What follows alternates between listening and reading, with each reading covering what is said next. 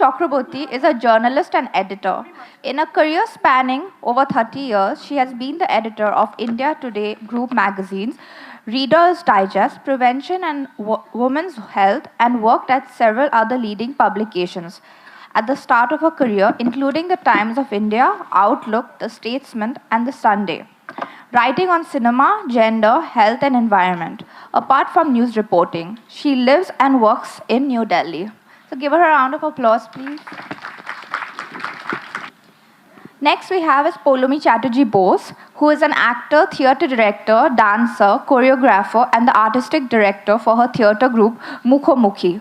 She started her acting career under Utpal Dutt and has worked in many plays under the direction of her father, the late Soumitra Chatterjee. She has also worked with other directors, including Shuman Mukhopadhyay, Biplab Bandyopadhyay, Obonti Chakraborty, and Dijen Banerjee. She has choreographed, directed, and performed in dance theatre productions, Kal Mrigaya. She directed and acted in the lead in Fera, selected for the 8th Theatre Olympics hosted by NSD in 2018. She directed and performed a solo piece in English called Of Mothers and Sons. In 2023, she directed John Montour, written by her father. She also runs her own dance institute, and she has received the Rama Prasad Banik Purushkar and Shamal Sen Smriti Purushkar for the play Shupari Killer. And last we have on stage is Priyadarshinee Guha, who will be moderating the session. And she holds a master's degree in modern history and is a gold medalist from Calcutta University. Passionate about teaching, she chose to make this her life force. She has been teaching history and English for the last 28 years in reputed schools of Kolkata, namely the Modern High School for Girls and the Heritage School.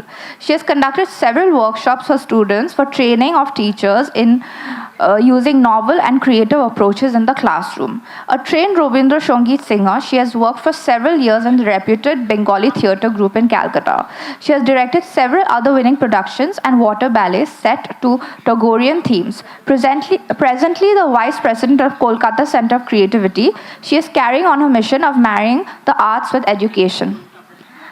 Are we good to go? Okay, thank you. Good afternoon, everyone.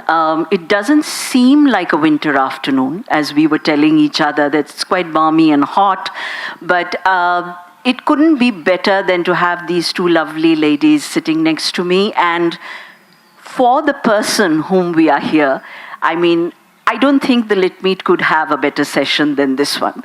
I want to begin by telling you a little story. It's not a story, it's something that happened to me when I was a child. I'm going to be referring to this icon as Soumitra Kaku as we speak, because that's how I've known him since I was a child, because he happens to be a very dear friend of my father's. So I think I was just 7 or maximum 8 years old, and in our family we had this tradition of going to Puri every summer.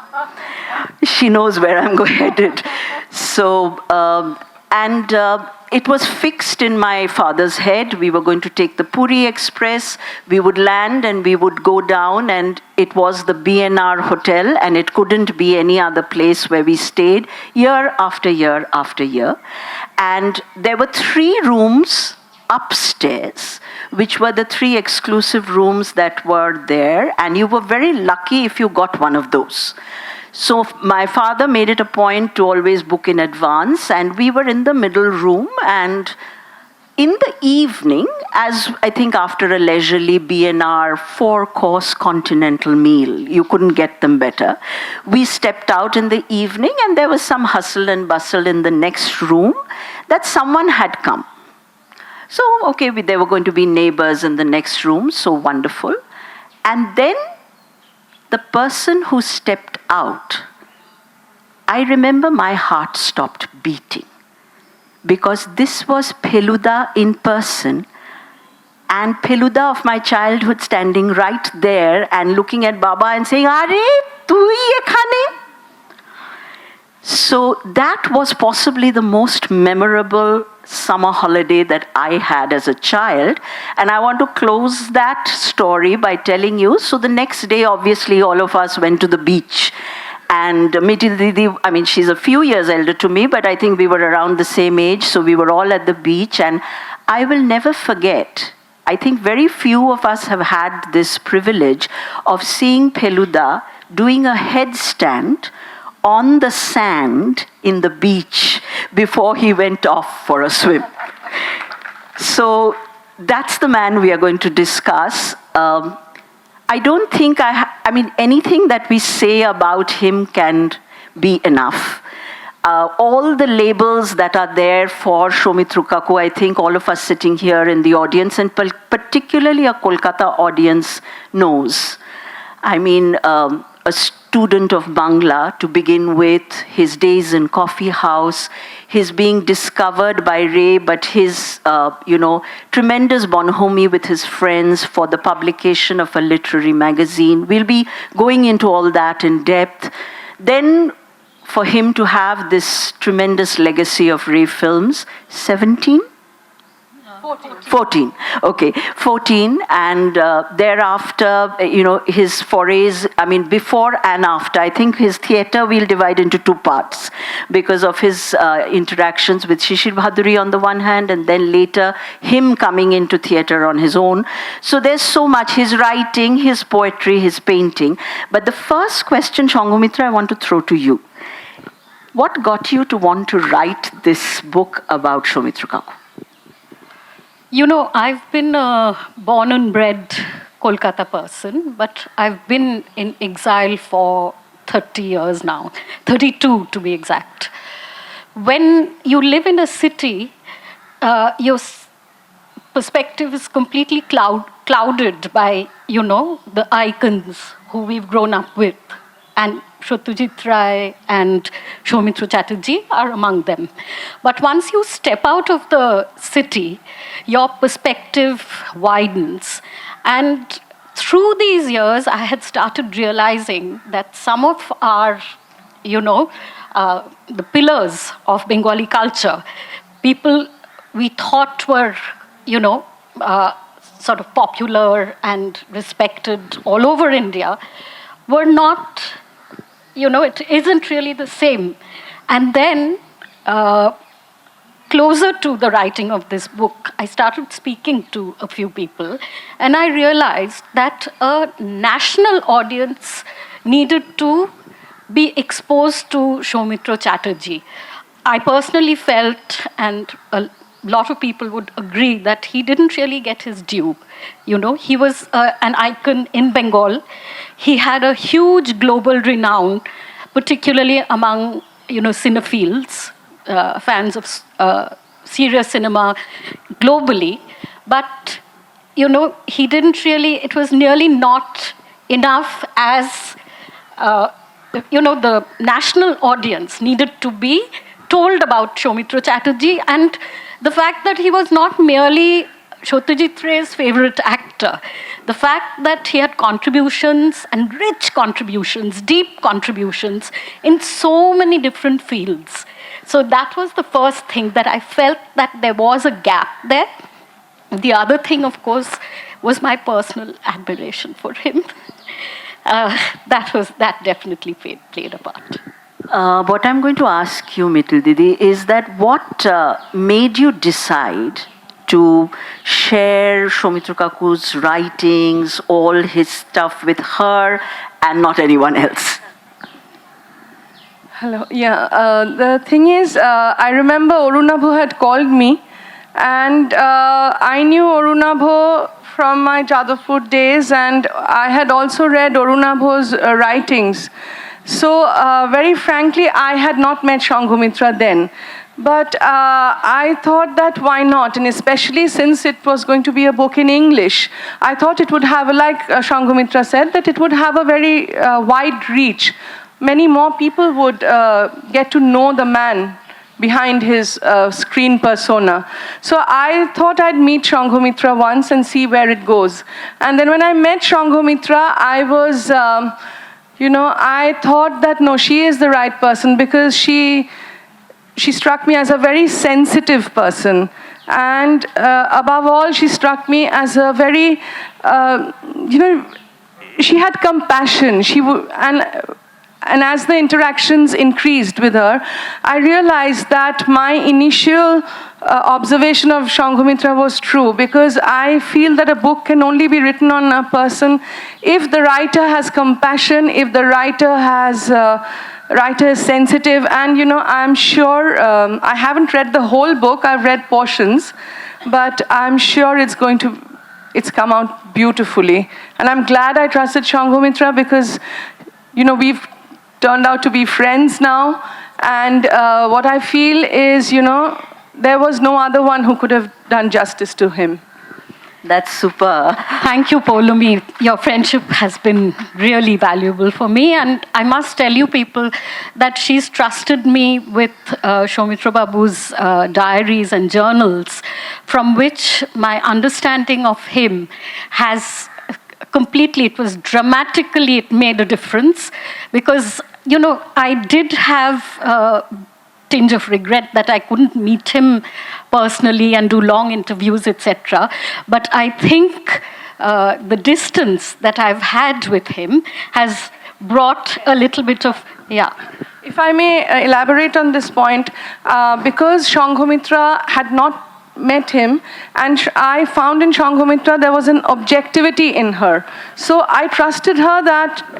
Another point, trust. I really trusted Sanghamitra to be objective and write an unbiased opinion of the man. Her impressions, of course, but an unbiased one, a truthful one. So.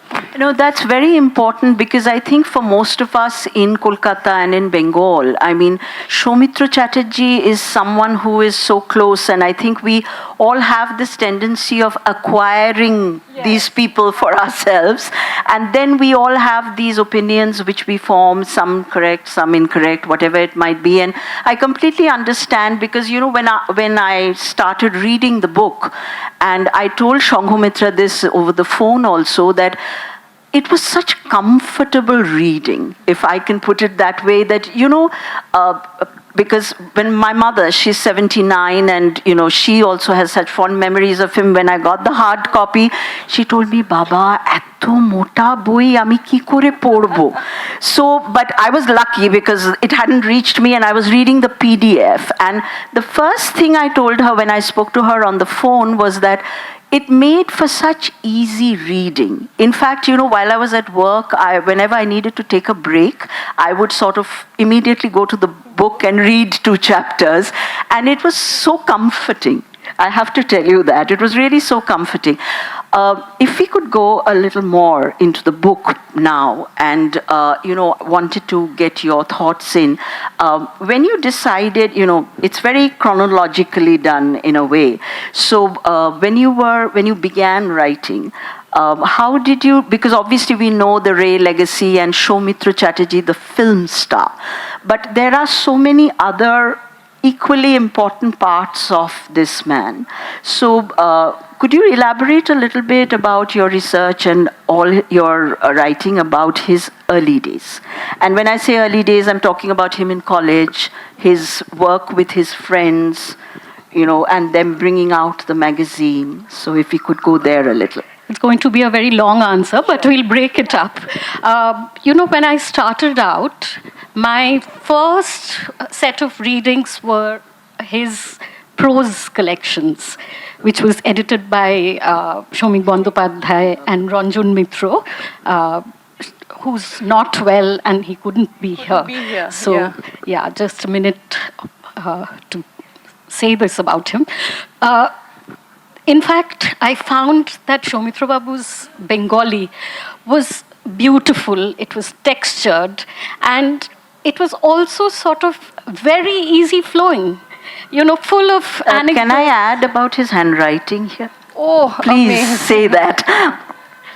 This is something, and I know this from my grandfather, that Ray actually used him to write but for the films. He had to change his handwriting for Charulata. That's right. And make his handwriting more Rabindrik, so as to say. Actually, I'm being the nitpicky researcher. It was pre-Rabindrik. Because the character was pre-Rabindranath. Yeah. So to go back to what I was saying, that was just a gold mine for me. So everything that I read initially was from his own writing. The other very important source became Anushua Roy Chaudhury's interview.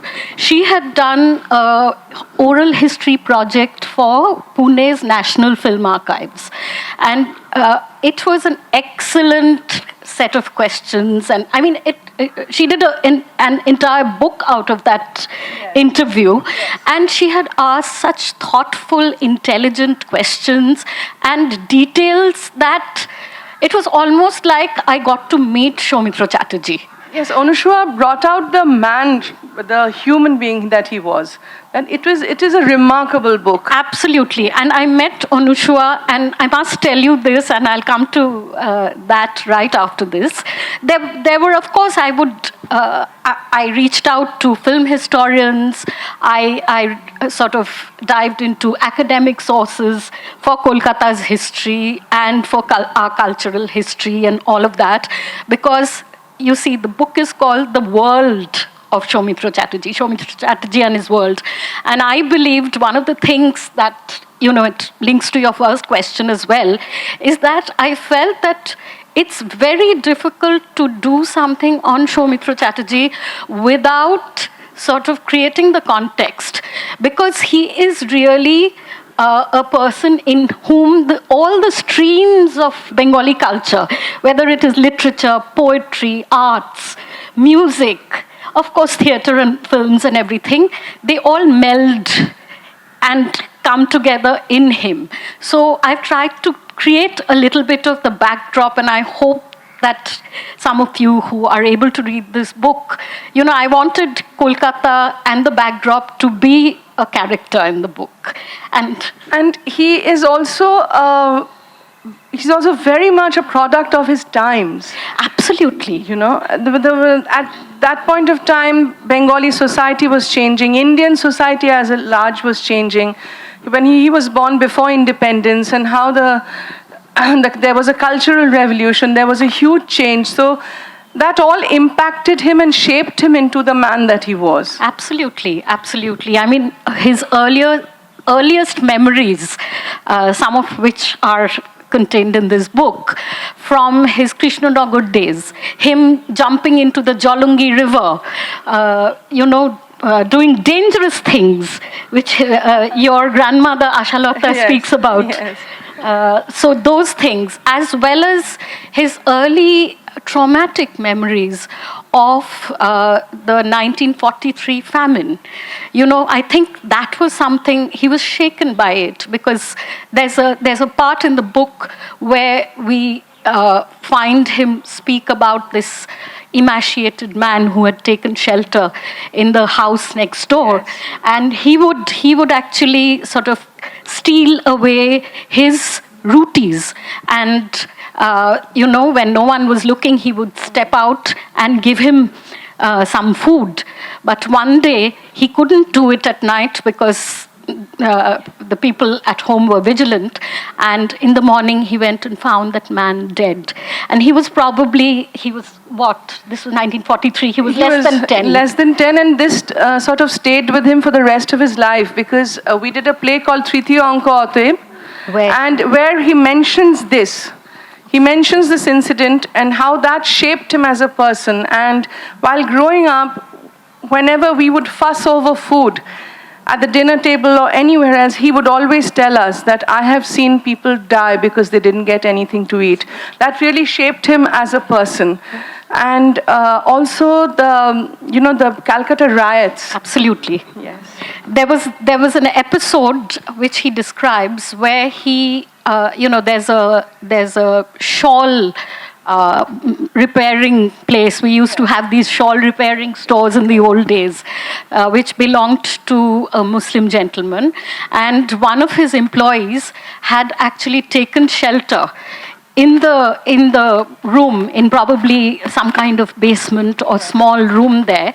And what happened was that a Hindu mob actually turned up, dragged out this man, and the memory that is most vivid in Soumitra Chatterjee's mind was this man a knife had been plunged in in his back, and he was running, he was bleeding, and then for a child to be exposed to this kind of trauma is something that made him who he was, because he was a fierce protector of human rights.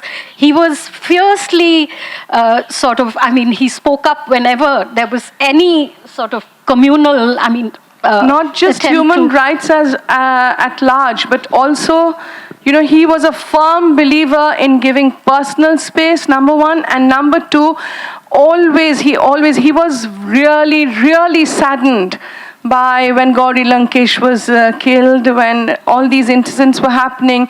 He said that this is not the India that we had thought India would be. This is not the India that our freedom fighters fought for. And our family has a history of people fighting for their motherland. My own grandfather used to be in jail very often. Bagha Jotin is a part of our family. So, they are my father has very strong feelings. So when all these communal tensions, when all this, when freedom of speech was being curbed, when Bapi was reading about the syllabus being changed and, chapters being taken out of the syllabus, he was very heartbroken. Absolutely. So, all of this is his childhood. And then, of course, there were extremely joyful parts. For example, his exposure to theatre. Your family, it was, they staged plays in the courtyard of their house, and that is where the first love for theatre was born. The other thing was his love for books. There were two sources. I think Poulami can also talk about, your Shourindra Mohan Mukhopadhyay, as well as Sir Ashutosh's library, where young Soumitra had discovered books and the world of reading. Would you like to? That was there also, plus at home also, my grandmother and my grandfather were avid readers. Yes. They were book lovers to a fault. There were days when the family was not doing very well financially, but even then they didn't stop buying books. They curtailed on everything else but except for books. So that left a very lasting impression on my father. And he wrote this play called called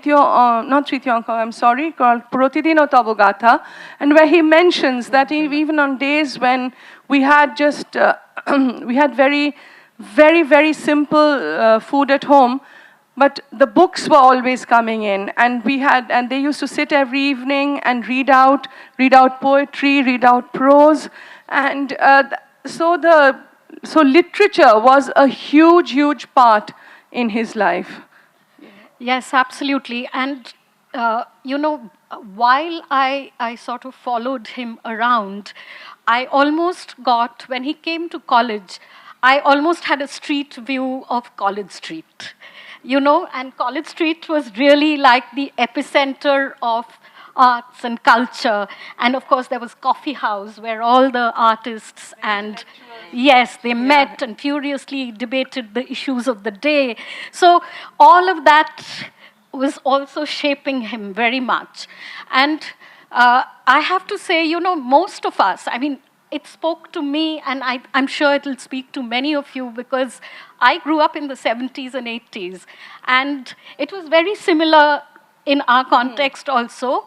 We had very simple lives. There was no, these frills of living were missing, but everyone was very happy, and our houses had books, and we were encouraged to read, and that is what made us who we were. And absolutely. And at our place, I can say for a fact, we were not allowed to say the word, "I'm bored." It was not allowed, because my father always insisted, and my mother, that there were plenty of books to read. Nothing to get bored about. Right. We would carry books for our vacations also. Everywhere, books were a constant companion. Right. And one of the things that I'd like to say is, for most of us, we don't even manage to find one mentor in our lifetime. If you can find a good mentor, you're a lucky person. he was influenced by three people, and three of them were like, three suns on the Bengal sky. First was Rabindranath, who he hadn't met at all, but he seemed to have a personal connection with. Because of, do you remember the episode where your grandmother kind of broke down? Yes, that, and I think she's Absolutely. written that very Yes, beautifully very also in the book beautifully, that, yes. I mean, his brothers and sisters came back Yeah. from school and said, school chutti diye diyeche. And Soumitra Kaku's mother actually asks why. So they say that Rabindranath Thakur mara gechen. And his mother's reaction to that, and Sanghamitra has written that very beautifully in that chapter, that, which proves that, his presence was so integral to their system Yes. that, she just sat down and she didn't say anything anymore.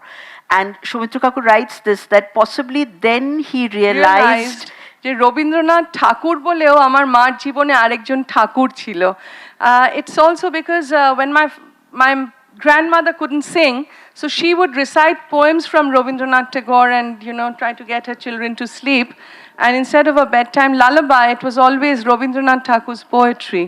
And there's yes, and there's another connect.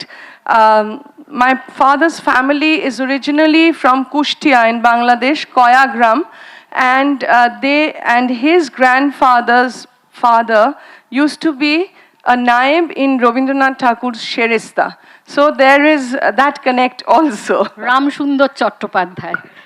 So the thing is that, it was Rabindranath, and he calls, in Bengali, he calls it his Rabindra Japon, because it was a lifetime of Rabindranath's worship and trying to understanding Rabindranath. And even when, Soumitra Babu says that even when he was times were bleak and he was not he wanted to find strength from within, he thought about all the things that Rabindranath had gone through, all the sorrows and all the setbacks in his life, but how he rose above them. So that's Rabindranath. But there were two people who were his mentors, and I think that is extraordinary. One was Shishir Bhaduri in theatre, the other was Satyajit Ray. Now, also having written about him and observed how he was, I don't think mentors come to you and stay with you if they don't see it in you, right? So that was the other thing, that he must have been really special for both of them to take such a shine to young. I mean, when he first went to Shishir Bhaduri, he was a boy. I mean, he was really someone who couldn't hold his own in front of a luminary like that. And this was Shishir Bhaduri's last days. And there's a description of the day that Shishir Bhaduri was actually being evicted from his Sri home, Rangam Theatre. Sri Rangam Theatre, yes.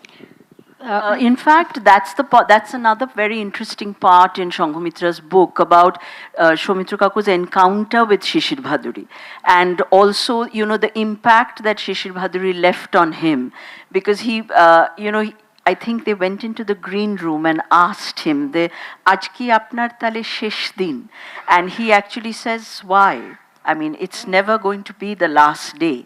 And that's the end of, actually the curtains are coming down on that theatre space. And thereafter, I think maybe Mitldi, you could comment on this now, because we're talking about theatre. I mean, the first interactions of Soumitra Kaku with Shishir Bhaduri, his impact on his thoughts about theatre, and then thereafter his interaction with the other thespians, and then how he charts his own course. Maybe if you throw some light on that. Bapi was very influenced by Shishir Kumar Bhaduri, and what he learned from Shishir Kumar Bhaduri stayed with him till the very last day that he was on stage. And to be very honest, that's how we were impacted also. We who have learned from him, we who have worked with him in theatre, he always told us the principle that Shishir Kumar Bhaduri had told him that you must read the script like a detective. Each and every line must be explored like a detective, and you must find, among the text, you must find the subtext, and that is going to lead you to the truth. Because that is ultimately what we are searching for in theater. We are searching for the truth. But for that, you have to be a detective and read each and every line, read the text, and find out the subtext. So that has been our motto, that has been what we have been following. And Shishir Kumar Bhaduri's way of acting on stage, my father was very, very influenced. He took us, and I know we discussed about this.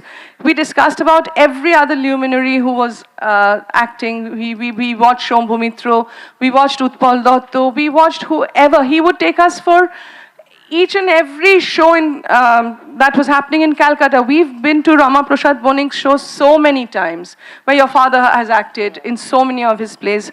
So that's how I had first met your father on stage. We went to see his play. So he always believed that you must watch theatre. Shishir Kumar Bhaduri instilled in him the feeling that the dictum that you have to go and watch each and every kind of theatre that is happening, even bad theatre, so that you know what not to do. So that was our training. He took us everywhere, every kind of if film. I can bring in something here, this is something we need to learn from this generation. And I find this tremendous similarity between your father and mine. They insist on this. I often see my father watching TV and inane things are going on. Inane things are going on. And I'm sure Soumitra did the same. He would sit in front and stare and he would sometimes say, "Ki korche?" I know, but they always he would used to still watch it. See it, know what is bad, because then only you will know what is good and what you need to get back from there. Yeah. And another thing he would always say, that theatre is a collective art form. There are so many people behind the stage, off the stage. Theatre should, as an art form, should be supported. Whether it is good, whether it is bad, we'll discuss it later, we'll decide it later. But we must be there to support theatre. Because like so many art forms which are slowly dying in India, theatre is also, I feel right now, on its last legs. I don't want to say it because I'm a theatre practitioner. And I depend on it. But you know, theatre, the audience numbers have really decreased. So he would always say, theatre has to be watched. People have to go to see theatre. Otherwise, the good work will also not come up. Unless there's an audience for theatre, people will not find the, what should I say, the inspiration to work harder or do better. And, I think we'll keep going back and forth, but I'm going back to Soumitra Kaku's early days and, his friend circle, and many of those friends stayed friends for life. And, they came together, and this is also something which I think all of us can consider a legacy that they have left for us. Amidst his extremely busy schedule, being such a famous film star at that point of time, his friends insisted, and his tremendous love for literature led him to publish a literary magazine. I don't know how many of you sitting here would know, but I remember, yes, Ekon. I was just coming to that. And Ekon was something that we as children grew up seeing. Like, yes, when you were looking at children's literature, there was Shondish. But when it came to serious literary writing, there was Ekon. And if you permit, and as we discussed, I want to read a little bit from the book about Ekon and the publication of Ekon. So, because this was something that was so close to his heart, I think, and so close to the heart of, the very serious Bengali intellectuals in Kolkata at that time. So, it's something that transpired between him and his friend Nirmalo Achacho. Soumitra, the one with a larger profile and reach, and part of a growing circle of writers and poets, would identify and reach out to contributors. Nirmalo believed that Soumitra was necessary for their magazine, both for his connections as well as his extremely discerning eye for good material. Nirmalo had agreed to take on the bit that was tedious and time-consuming. Soumitra would join him at coffee house whenever he could for their editorial consultations. Remarkably, no one grabbed that particular table, even if it was empty. It was known as Nirmalo's living room among their friends. Nirmalur Boithok Khana. Yes, and even when I went to college and my uncle took me for the first day to see North Calcutta and I went to coffee house, Nirmalo Babu's table was pointed out to me and said, you must learn this too. This is part of Kolkata history. So that's the table we are talking about. Also, very few fans dared to pester Soumitra with requests for autographs. It had become an unwritten rule. Of course, it took some time for the public to get used to Soumitra sauntering in and out of coffee house. He was, after all, the only film star who demanded fans let him go about his life as he pleased. Now here, I'm just digressing a bit. There's one remarkable difference between Uttam Kumar and Soumitra Kaku when it comes to being a film star. If you could comment a little on that. Yes, Bengalis have this very, what should I say, they have this love for binaries. Satyajit, Ritik, East Bengal, Mohan Bagan, Uttam, Soumitra. And so a lot of stories, circulate about Soumitra and Uttam. But one thing I can say, they were very good friends. They were good friends because Bapi met Uttam Kumar even before Bapi came into the film industry. Uttam Kumar was his sister's husband's friend. And Uttam Kumar had gone as Bodjatri to my father's place when my Pishi was getting married. So that's when they had met and they had formed a very close friendship. Uttam Jethu would always tell Bapi that Soumitra Pulu, his pet name was Pulu, Pulu, you must keep yourself away from the general public. You must behave like a star. You can't just go to the Mudid Dokan the way you do. You can't go and drive around and walk into the petrol pump like that. You must have an aura about you. You must maintain your status, your stardom. And my father very respectfully declined because he said that I'm an actor first, not a star, number one. And secondly, he said that if I don't have this normal life, if I don't lead a normal life, I will never be able to act or I will never be able to do the characters that I do, play the characters that I do, because if I don't see the people, if I don't watch people, how will I know how to play them? I'm after all playing characters from real life, so I need to be with real people.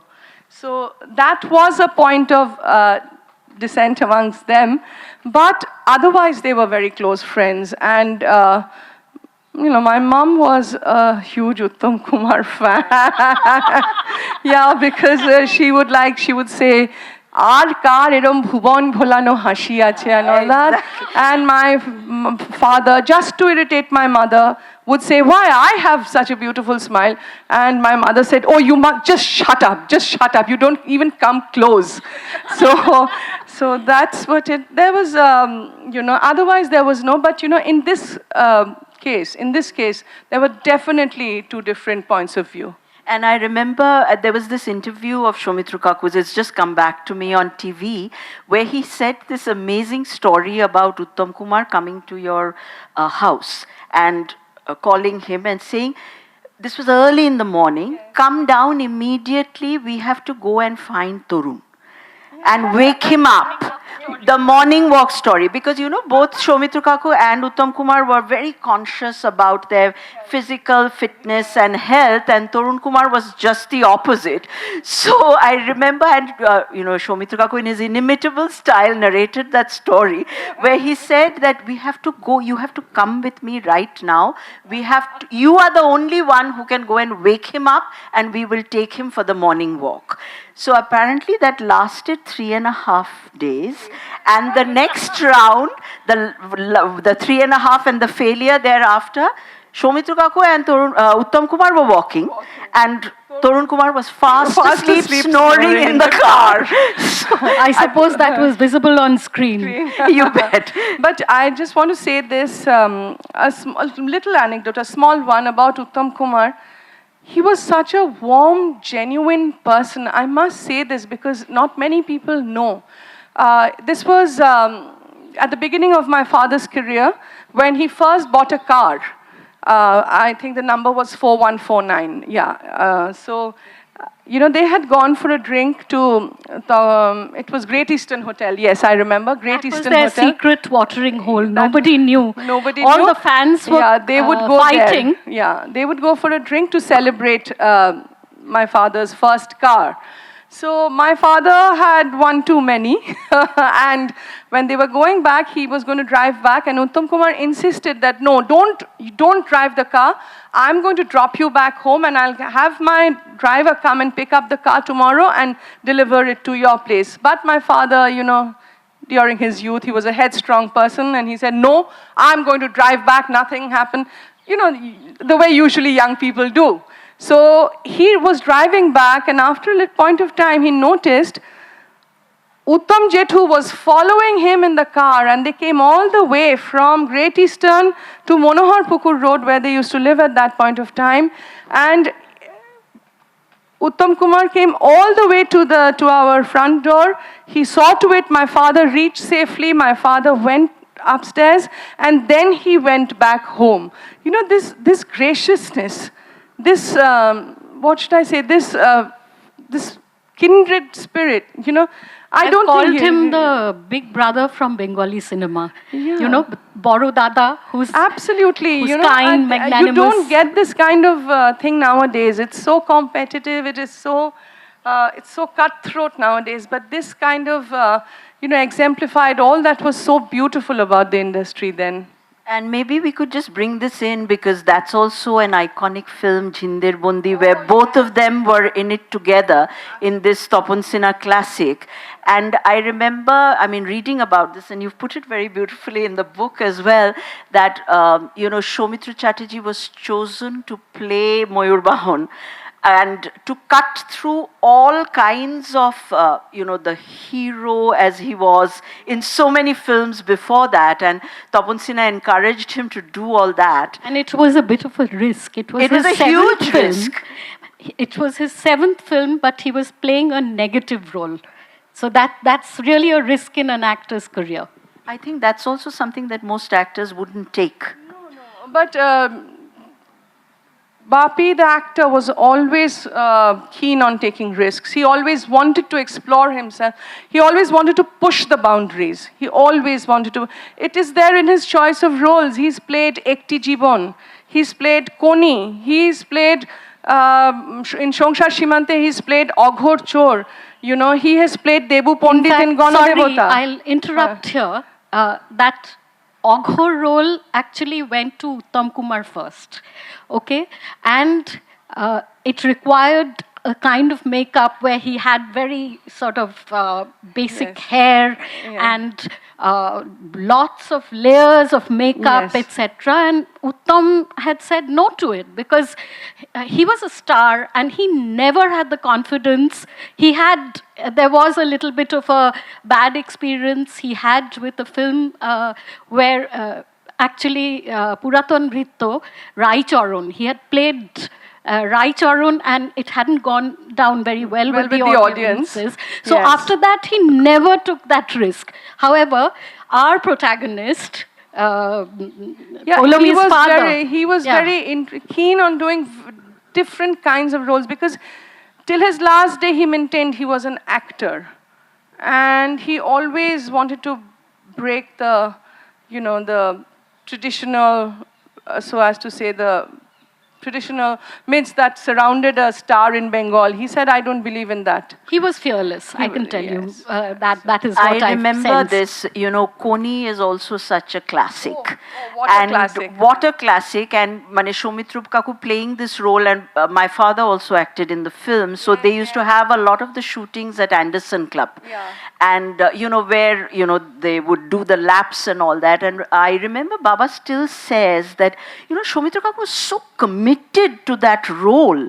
And, not only, to use a cliche, did he get under the skin of the actor, but he was so involved because he also was such a fitness person. He was a fitness freak. He always believed in, being physically fit, because he always said to be a good actor, like you need to develop yourself intellectually, you need to develop yourself physically too. Your body must be under your control. And that line became such a classic. Fight, Koni, fight. I think that exemplified that, and all of us have lived through seeing that. So, should we move to theatre now a little? And we want you to come in now a little more and talk about your experience, because you have, you're so You've acted privileged, with him. you've acted Yes. with him, you've shared stage with him. So if you tell us a little bit about that. Yes, of course. I've acted with him for 37 years. He was just not my father. He was a colleague, he was a friend, he was a comrade. And I miss him every day, not just because he was my father, but I miss a disciplined actor, a hardworking actor. I'm yet to come across someone like him. When I first started out acting under his direction, he would be ruthless. He would not spare me at all, and he wouldn't think twice before insulting me in front of rest of the crew. Yeah, so I would run back home and tell my mother that I don't want to act with him. He's so rude, and he yells at me all the time. And my mother said, "This is the learning process. Go learn. You learn something." I'm glad I listened to my mother. I'm glad my mother gave me that advice, because whatever I've learned is from him. So while I was working under his direction, and later on, the 3 plays that he did under my direction, one thing I saw that never changed over the years was his discipline. He would never come 5 minutes later. He would always be there 5 minutes earlier.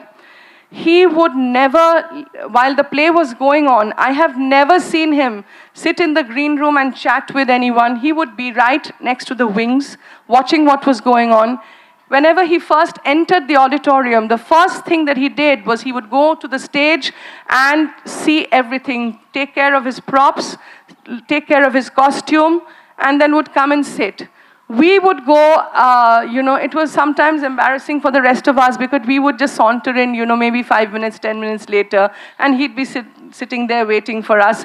And sometimes I used to tell him, "Why do you come early?"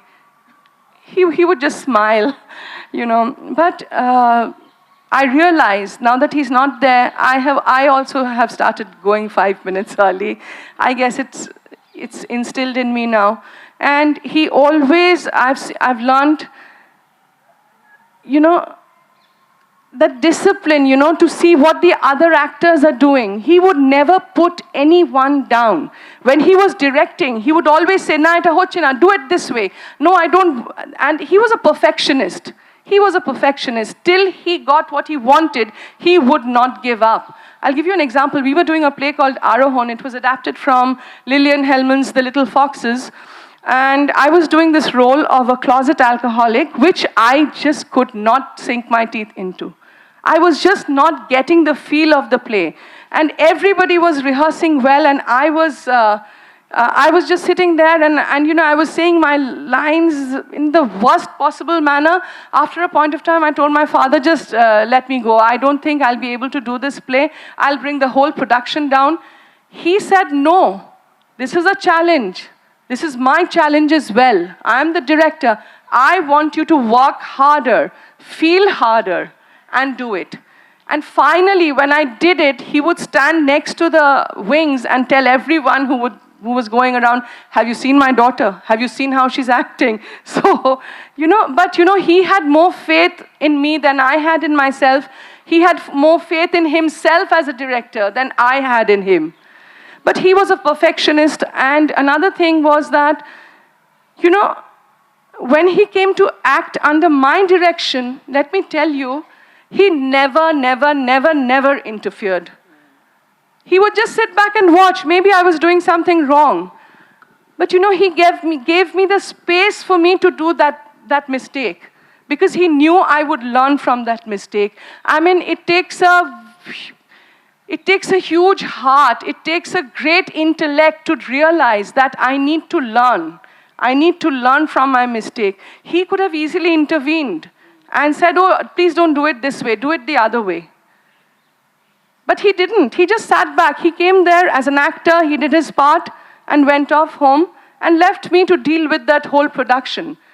And what happened was, I remember when Pera was going to premiere on the 23rd of October, on the 22nd, I changed a huge part of Pera, because that's the day I realized the mistake I was making. And when I went back and told Bapi that, Bapi, why didn't you tell me I was doing this?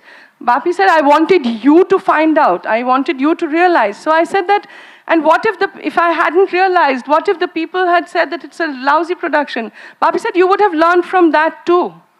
So, I just feel that, I never got the chance to say thank you for giving me so much space to spread my wings. Even when we were growing up, he gave us so much space to do what we wanted to do ultimately. Nothing was, sort of imposed. And that was the thing about his theater. But, he was a perfectionist, and he always said something which I miss terribly nowadays. He always used to say that, যেটা আমি এখন miss করি, I see everywhere. He always used to say, I'm saying it in Bengali, মানে করে কথা বলো। তুমি যে কথাটা বলছো সেটার কি মানে হচ্ছে, নাকি তুমি ওভার অ্যাক্টিং করে বিশাল মেলোড্রামাটিক হয়ে একটা কথা বলে দিলে তুমি ভাবলে দারুণ অ্যাক্টিং করছো, কিন্তু সেটা দরকার নেই। মানে করে কথা বলো তাতে। And another thing he stressed on was subtlety. That was the hallmark of his acting, that was the hallmark of his theater. Subtlety. That was there. That is sorely missing nowadays. You'll know this because Rama Kaku was such a proponent of, this subtle acting. Even a glance. Even a glance. I mean, that a glance on stage could say so many things that maybe 10 reams of dialogue wouldn't be able to say. Absolutely. And I can't agree with her more. This is something we sorely miss in Bangla stage today. I mean, there are very few people like her who are trying to hold on to this legacy, but maybe more of that in another discussion. I think we've saved the best part for the last. I mean, we could go on and on about Soumitra Kaku, but Ray and Soumitra Chatterjee. I mean, that is something that we have all grown up with. I think, somewhere among all the Bangalis, I think all sitting here also will agree that, we all sort of appropriated both of them as our own. I think they live in the way we live, and I don't think discussions even stop even now after so many years have gone by of a film, and why Ray made Soumitra Kaku wear the shawl in a particular way in Ghare Baire, or why he was made to turn in a particular way and look in Obhijan. I think debates abound. But I'm going to request Mithil Didi to read first from a bit of the chapter, and then we'll take the discussion on.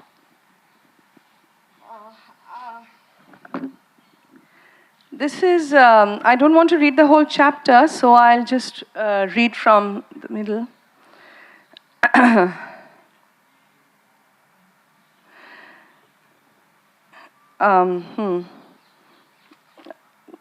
Soumitra was asked to speak throughout his life on Ray in different public forums. He also delivered lectures on countless occasions on Ray and his work, and even wrote an entire book on him. He paid rich tributes to his genius, mentioned the gift that was their relationship, and defended him on the rare occasions when Ray was under public scrutiny. This created a minor scandal in the film industry in Calcutta once, but pointed to Chatterjee's staunch loyalty towards Ray. Not a day passed when I did not think of Ray or discuss him or miss him. He is a constant presence in my life, if not for anything else, but for the inspiration I derive when I think about him. Chatterjee once told an interviewer, Soumitra placed Ray on a pedestal and hero-worshipped him. He was the single most influential living presence in his life. However, there were some occasions when his Manikda was irritated by him. Once during the location schedule of Devi at Nimtita, Soumitra had been engaging in light-hearted banter when Ray noticed him. The actors were given the dialogue sheets well before the shoot, and they would read them carefully, following Ray's instructions. Soumitra writes, "We didn't memorize the dialogue in advance. He told us not to. We memorized the lines in the course of rehearsals. The makeup was done, the camera was ready, and we were about to go for a take. This is when Ray asked Soumitra if he had the dialogue sheets with him. The young actor had left the script in his room, which was at least a mile away. Then go and get them, he instructed him. With my makeup still in place, I walked a mile each way to fetch the dialogue sheets. My instant reaction at that moment was anger, and I was hurt too. It was also possible that Manikda had asked me to do this in order to teach a professional actor to give every last bit of himself to his work." I'll read a little bit from another part. Anushka Roy Chaudhary, who conducted a long interview with Soumitra in the 2010s, asked him if it was possible to categorize actors, referring to Ray's assessment that Uttam was instinctive and Soumitra was cerebral. Soumitra's answer was frank. "I don't think you can do it. No successful actor can possibly be just one or the other. A man cannot only act cerebrally. As Charles Chaplin once famously said about acting, for an actor, celebration and emotional richness must coexist, else he cannot be a good actor." He went on to explain that he was not even sure what cerebral acting really meant. "In my opinion, every actor needs to approach their work with intelligence. Every actor needs to do that, I think. Even if an actor does not have the stamp of so-called formal education, he will approach acting with a degree of intelligence. You simply cannot distinguish actors on this basis. I'm not just spontaneous. I'm not even only cerebral. I'm a blend of the two." When Roy Chaudhary followed up with a question about Uttam Kumar's approach, Soumitra responded, "I think the same applies to Uttam Kumar. The way we have been categorized, the analysis isn't quite accurate. This needlessly degrades individuals." Soumitra Chatterjee was generous of spirit and would have never judged his Manikda harshly. He trusted Ray implicitly, but the actor in him did not agree with Ray categorizing Uttam and him. In all fairness, Ray had also expressed his approval for actors such as Dhritimon Chatterjee, Victor Banerjee, and Deepankar Dey, who had worked with him. But there is no written or spoken testimonial about Soumitra Chatterjee from Ray available in the public domain other than the Cine Central note. How could Soumitra Chatterjee not feel a bit disappointed by this lack of public approval from Ray, even though Ray had shown his confidence in him by offering him the role of the protagonist in so many of his films? Soumitra was far too graceful, cultured, and discreet to ever admit it to himself, let alone mention it in public, but he did feel a faint heartache. There is a line hidden in the passages of his diary that jumped out at me, which I read and reread. An aging Soumitra, expressing his regret of not being understood in his entire life, confesses, "Only Manikda got me," he wrote. But did he really?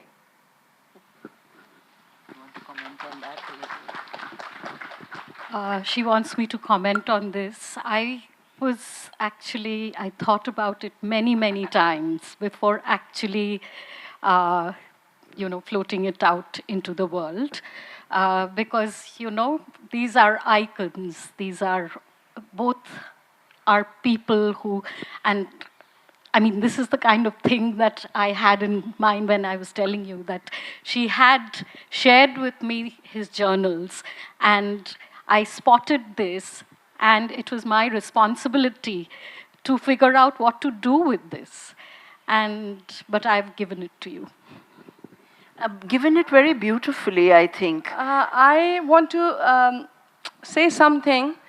I appreciate the fact that you've put this in, because we have this tendency to either hero worship someone and make him a person larger than he actually is, or put him down very harshly. Why is there no middle ground? There has to be a middle ground. A man, a human being, however talented, however brilliant he might be, is a human being after all. Right? With shades of grain in his nature. That's a big relief. I knew you would say this. No. It has to be. This has been put very beautifully. You have not put down anyone. So I think this is there. I must congratulate to you on such a, what should I say, such a positive outlook on this particular thing. Very good. Very well written. It's a big relief for me. I think we could go on, and I have not even looked at my watch. I think the Lit Meet people will now come and throttle us. I think it's a good time for us to open it up for a couple of questions. Can I just add something? Yeah, sure. One of the things I wanted to add when she asked me about my research process, of course, I'm a journalist and I spoke to some 75 people, and even then I felt dissatisfied. But I want to say this here, and one or two of them are here. In the course of the work, one of the things I noticed was no matter who I approached, Soumitra Chatterjee was such a personality, such a human being, that everybody had the highest regard, and they spoke to me, doors opened, because it was him. That is something. The other thing is that I have made some friends in the course of these 3 years.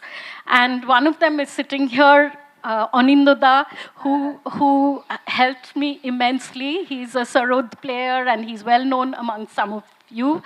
My friend Somnath Ghosh, who's sitting in the back row and has crawled in much later, I'm going to talk to you about it, introduced me to Anindoda, and he has been a friend. Another person who couldn't be present here is Shunit Sengupta. He was a friend of both Ray as well as Soumitra Chatterjee and knew them very well. And him holding hands with me throughout, he's an octogenarian, and I don't expect him to be here. And he's somebody I must acknowledge. So some of these people, and a third person I will quickly mention is Ray's last living assistant, Nripendra Ganguly, universally known as Napada. Everyone knows him as Napada. He also directed a wonderful film called Bhombol Sardar. It won the National Award. Correct.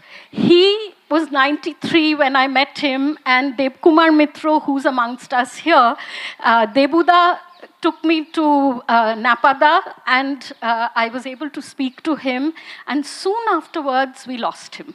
So these are the people I just wanted to mention, that during the process, I also made friends who I believe will be lifelong friends. Among them will be Poulami. Thank you so much. Ladies and gentlemen, any questions for the author and the daughter?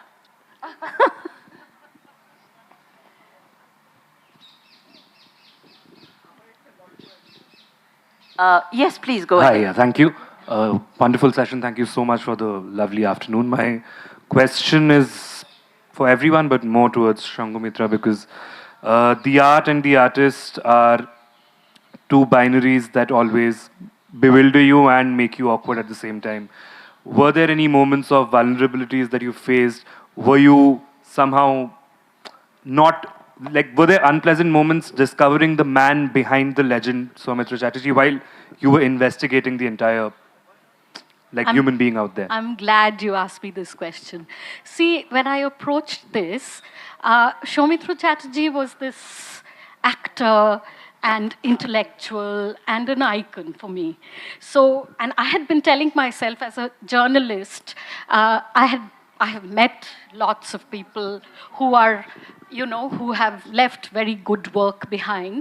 But still, if you like somebody's work a little, you are worried about it becoming a hagiography.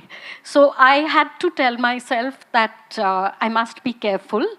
And I didn't really have to make an effort because there were a lot of things, including the material I found in his own journals, that made me feel, oh no. So there were times that I did feel like it was like a cycle, a cycle of, and it lasted, I wrote the book in a year and few months, and the research was a year, but I actually had a little bit of time to think about these things because I came back to the second draft much later. I think while sort of polishing my first draft, I was able to do this. I think I had gone through those cycles, and I had arrived at a place where I think I had more clarity. I hope I did, because I think you readers will judge me for it. But this is a question that I think is before anybody who's a biographer. It happens, and you shouldn't, as a biographer, you shouldn't allow your own judgment, your own biases, your own ideas of what is okay and what is not, what is woke enough and what isn't, to come into your text. So I've tried my best.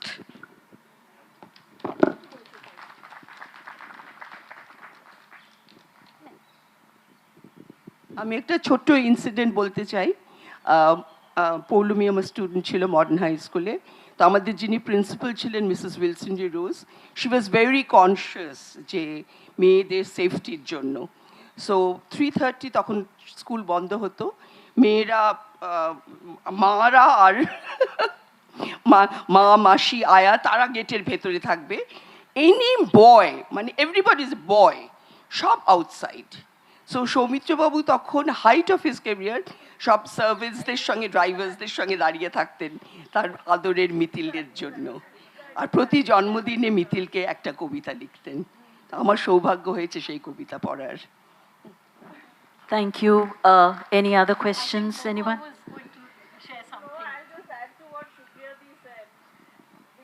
Just wait for the mic. Everyone will be able to hear. It's too small a thing, but very nice memory for me. I'm Mohua Chatterjee, and Poulami, I happen to be 1 year junior to you because I did my 11 and 12 in Modern Eye. And both of us were together, performing separately at all the programs, because you were doing the Bharatnatyam and I was doing the Manipuri and stuff. Okay. So anyway, so we saw you and we knew that, that's when that's Poulami, Soumitra's daughter, etc.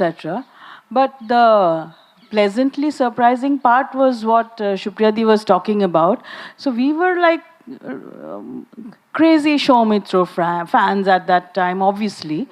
It didn't matter that he was your dad. So he would come in this Ambassador Packet across the street, and you would happily, I'm sure you remember, hand him over that jhola bag, and he would take that, go back to the car and wait there while Poulami will have her fuchka and all that, and then go off to the car. I couldn't imagine a star of his level doing this anywhere in the world. No, he has done this all his life, and I'm so glad that, it gave us a very normal, we had a very, very normal childhood, we had a very ordinary childhood, and I'm so glad because of that. Sir, please. It's Kolkata literary meet, everybody is speaking in English. I can speak in English, but the anecdote and the thing will be much better in Bengali, and I think most of the audience over here is Bengali. Please, bolun. আমি একটু ওখানে গিয়ে বলছি যাতে সবাইকে মাথা ঘাড় ঘোরাতে হবে না। সেটা হচ্ছে যে আমি সৌমিত্রদার কাছে যেতে পেরেছিলাম পৌলমীর জন্যে। ওনাকে অনেক দিন ধরে চিনতাম, কিন্তু নানা রকম কারণে সৌমিত্রদার কাছে যাওয়ার দরকার ছিল। তো হলেই আমি ওকে বলতাম একটু বাবার সঙ্গে অ্যাপয়েন্টমেন্ট করিয়ে দেবে, তো করিয়ে দিত। তো যেতে যেতে ওনার সঙ্গে একটু ঘনিষ্ঠ হয়ে পড়ি, এবং আমি একটা ছোট বই লিখেছিলাম। সেই বইটা বের হওয়ার আগেই আমি সঙ্ঘমিত্রাকে দিয়েছিলাম, কারণ ও বইটা লিখতে চাইছিল বলে। তাতে আমার কথা না, খালি সৌমিত্রদার কথা। আমি যেদিনই যেতাম উনি যে কথা বলতেন সেগুলো লিখে রাখতাম। তো একদিন আমি গিয়ে আমি একটু হোয়াটসঅ্যাপ দেখছিলাম, উনি দেখলে একটু রেগে যেতেন। তো উনি বলেন কি দেখছো? তো আমি একটু হেসে ফেলেছিলাম দেখতে দেখতে। বলে হাসছো কেন? বললাম এতে একটা গল্প এসছে যে 3 জন মহিলা তাদের বাচ্চারা কোন স্কুলে পড়ে, সে কী এরকম স্কুলে পড়ে সেই নিয়ে কথা বলছেন। তাইতে একজন ভদ্রমহিলা একটু খেদ করে বলেছেন যে everything is good in my son's school, but why don't they teach Bengali in English. তো এটা বলাতে উনি খুব হেসেছেন। বলে সত্যি আজকাল এত ইংরেজি বলার প্রবণতা, এবং উনিও যখন বলতেন সারাক্ষণ বাংলাই বলতেন, খুব কম ইংরেজি বলতেন। তো যাই হোক, সেইটা বললাম এই কারণে। আর আমি যেতাম, আমাকে অনেক আমার বন্ধুরা আত্মীয়স্বজন জিজ্ঞেস করতো তুই ওনার কাছে যাস কী করতে? বললাম সিনেমা দেখতে। ওই কী কী সিনেমা দেখলি? বললাম 1960 থেকে আমি সিনেমা দেখছি। কারণ ওনার কাছে যাওয়া মানে উনি কখনো গান করছেন, কখনো কবিতা বলছেন, কখনো ছবি আঁকছেন, কখনো সংলাপ। এই সুনীতদার একদিন এসছিলেন, সুনীতদার সঙ্গে এক্ষণ পত্রিকা নিয়ে কথা হচ্ছিল। উনি সেই দেবী ছবির সংলাপ গড়গড় করে বলে ফেললেন, অপুর সংসারের সংলাপ গড়গড় করে বলে ফেললেন।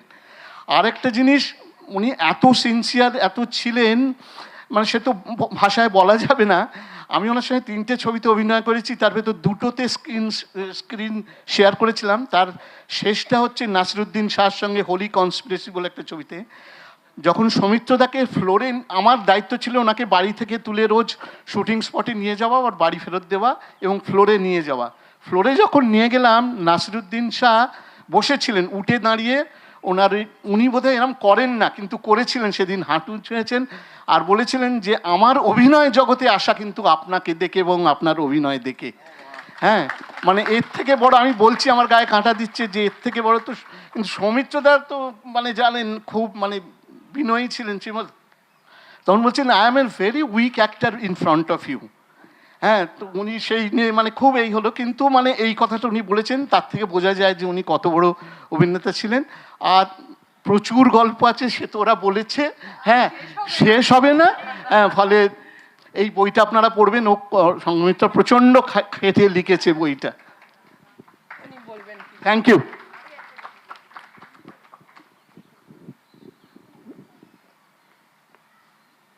This is again for Poulami.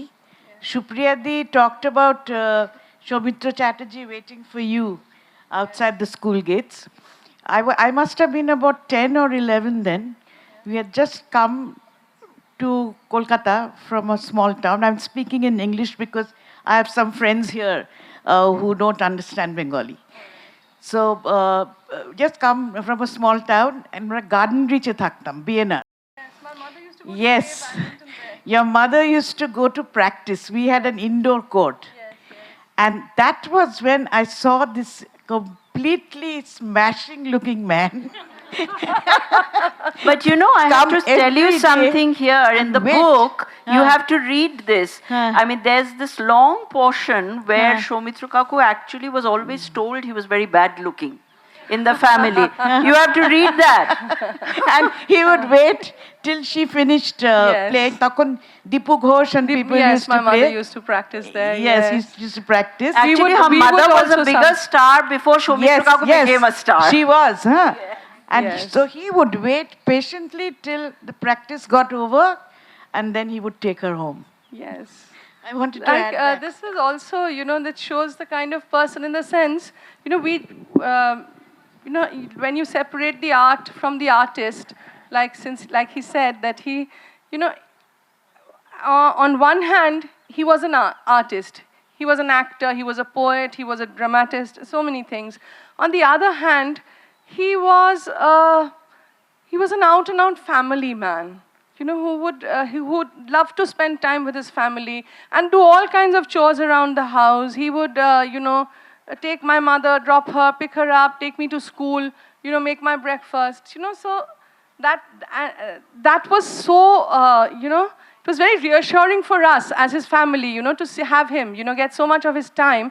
At the same I'll time... just interrupt for 2 seconds. There's a little bit of a nugget that I got from your Mashi Shukladi. Yeah. They used to come from America and stay with, you know, during their breaks.